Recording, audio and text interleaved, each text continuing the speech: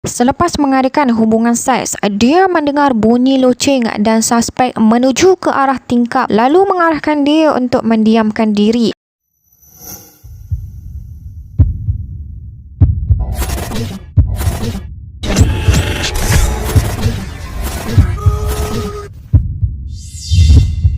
Lebih dikenali sebagai perbicaraan mayat dalam almari. Ekoran keadaan mangsa yang ditemui dalam almari di bilik tidur. Kes ini menarik perhatian ramai apabila dikaitkan dengan jenayah asmara apabila suspek menamatkan hayat isterinya untuk hidup bersama kekasihnya. Berita penemuan mayat itu kemudiannya dihangatkan dengan berita kehilangan suspek manakala teman wanitanya ditahan sehari selepas kejadian. Suspek Muhafri bin Muhammad, 37 tahun, merupakan seorang pengurus syarikat catering, dituduh membunuh isterinya di rumah bernombor 70 Jalan Pinggiran 2, Taman Pinggiran UK di antara jam 5 pagi dan 10.30 pagi pada 30 Disember 2009. Mayat Fazlina Ahmad, ibu kepada 2 orang anak, ditemui dibaluti kain selimut tebal dan diletakkan di bahagian bawah almari pakaian, manakala hidung dan mulutnya ditekuk dengan menggunakan pita pelekat. Mangsa juga merupakan seorang penghidap asma kronik. Pihak pendakwaan menampilkan 16 saksi termasuk seorang yang memberikan keterangan menggemparkan. Teman wanita suspek, Nazratul Anis Zainal Abidin atau Anis, 23 tahun, mengakui bahawa dia dan suspek ada melakukan hubungan seks di hadapan almari yang tersimpan mayat mangsa.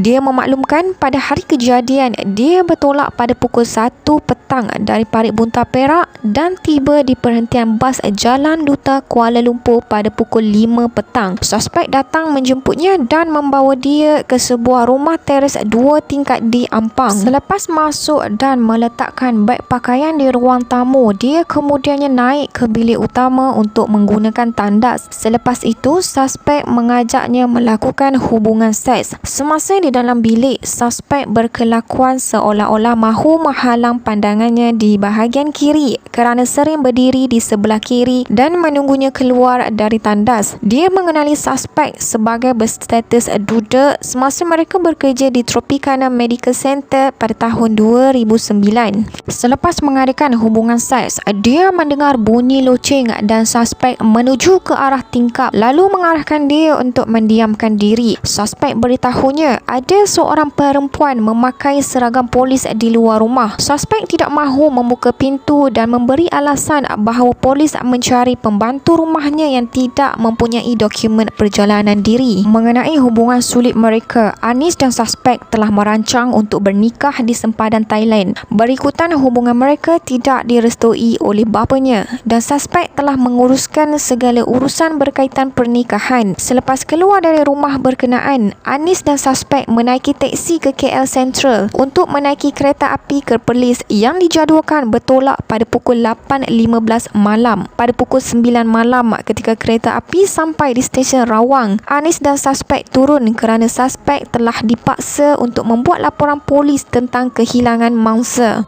Anis kemudiannya ditinggalkan suspek dan disuruh pulang semula ke Kuala Lumpur sendirian. Bagaimanapun, Anis menghubungi rakannya Ikhwan Abadi yang dipanggil Wan agar menjemputnya di stesen kereta api Sungai Buloh. Selepas itu, mereka menuju ke rumah suspek. Setibanya di rumah suspek, mereka melihat kawasan itu telah dikelilingi oleh polis dan dimaklumkan terdapat kes suami membunuh isteri. Anis kemudian membuat laporan polis selepas diminta oleh Wan memandangkan dia adalah individu terakhir bersama suspek. Di balai polis, dia dibawa ke sebuah bilik untuk diambil keterangan dan telefon bimbitnya dirampas. Sementara itu, kakak mangsa yang bernama Faizah selaku saksi pendakwaan memaklumkan mangsa ada memberitahu bahawa dia menghadapi masalah rumah tangga disebabkan orang ketiga dan mereka hendak bercerai. Kali terakhir dia menghubungi mangsa ialah pada pukul 5.30 pagi hari kejadian, meminta mangsa mengambil cuti kecemasan untuk membawa bapa mereka yang berada di Kedah yang sakit. Pakar Perubatan Forensik Hospital Kuala Lumpur, Dr. Khairul Anwar Zainun menyatakan kematian mangsa bukan disebabkan oleh penyakit asma, sebaliknya akibat kelemasan alasan. Kematian itu juga tidak berlaku dengan serta-merta dan mangsa berkemungkinan masih hidup antara setengah hingga 1 minit selepas diperlakukan sedemikian. Selepas beberapa hari gambar suspek diedarkan, dia akhirnya ditahan di tempat duduk belakang kereta Honda CR-V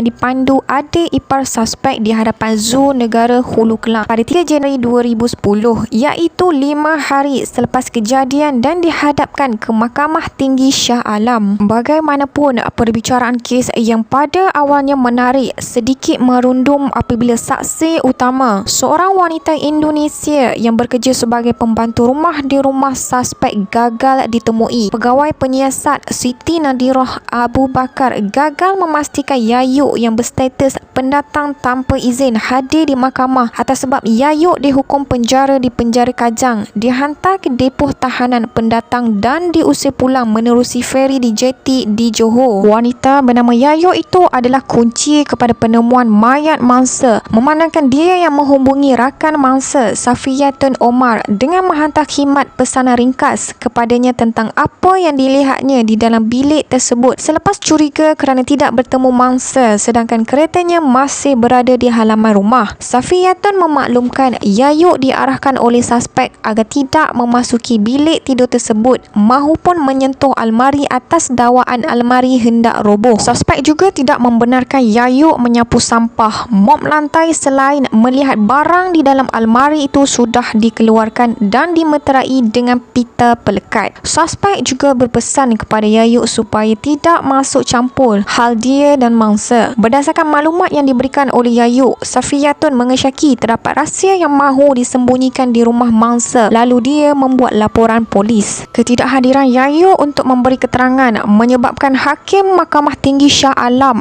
Datuk Wira Motarudin Baki melepas dan membebaskan suspek daripada pertuduhan tersebut atas alasan berlaku kelompangan di dalam kes pendakwaan. Beliau dalam penghakimannya menegaskan kegagalan pihak pendakwa menampilkan Yayuk yang menemui mayat mangsa sesuatu amat dikesali. Kesudahannya menyaksikan mahkamah tidak mempunyai pilihan melainkan menghadiahkan keraguan munasabah kepada suspek dengan melepas dan bebaskannya daripada pertuduhan membunuh isterinya di rumah mereka.